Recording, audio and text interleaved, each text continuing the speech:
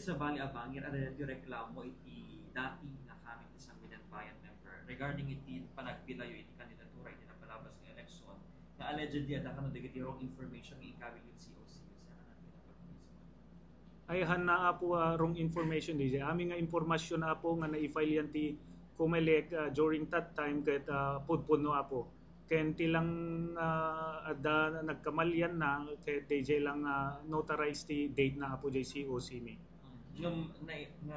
Maibilang Filipino citizen kasi.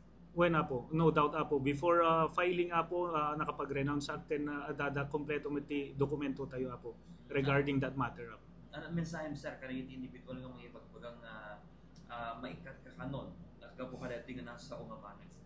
Ay kada iuray tayo apo ti proseso nata damit amin proseso na apo di kita nga banbanag aya iso nga